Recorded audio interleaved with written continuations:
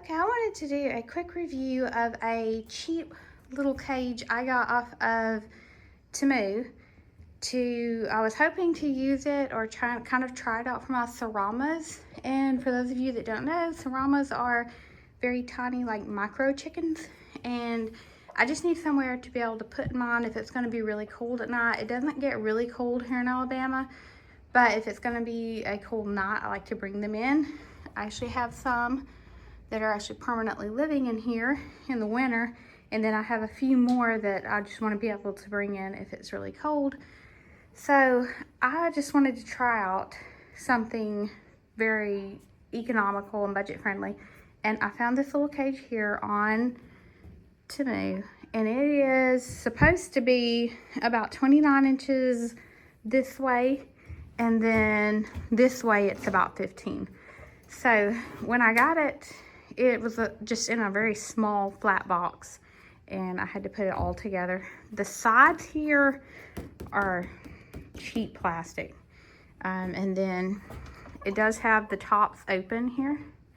And then the reason I picked this one is because it has this guard in it, and I wanted to be able to put shavings, and then them, you know, if they're scratching, they can't throw everything out the wire.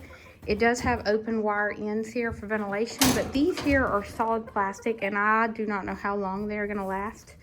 I will come back and update on that.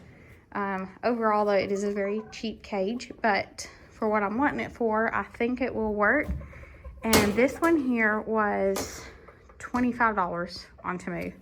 And I don't like supporting, I mean, I would rather do a USA made cage, or just something local, but I could not find anything locally made, and the only hamster cage, that's what this was called, that I could find made in the USA was $219, and this was $25.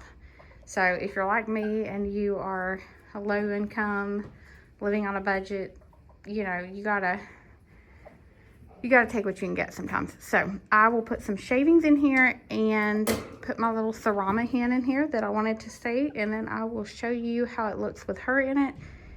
And overall, I think it's going to be great for what I need it for, but I mean, it is not, I don't know how long it's going to hold up. That's my main question on it. So let me put her in there, get her some shavings in there, and I'll show you guys how it looks. Okay. So here she is. I just put her in, so she's checking it out. It's not big enough for her to stay in it long term at all. I think it'll be great for like an overnight cage, and it might be good for like a finishing pen if you were finishing them out to show them, if you're quarantining, or especially though for like Sarama chicks. You know, they are teeny tiny. They do not need much space at all to begin with. So you could put a small brooder plate on this end, and then have their food and water, and it would work very well for them for the first few weeks. So, because I have some now that are about 6 weeks old, and they're just very, very tiny. I can hold all three of them in one of my hands. So it would definitely work for that.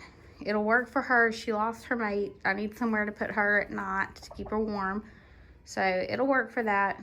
The main question I have with it is going to be how well it holds up. That remains to be seen. So I will come back and update y'all, but I'm always looking for budget friendly farm stuff. I like to buy it locally made when I can, but at the same time I also have to only have so much I can spend. So we will see how this holds up and update y'all later. Thanks for watching.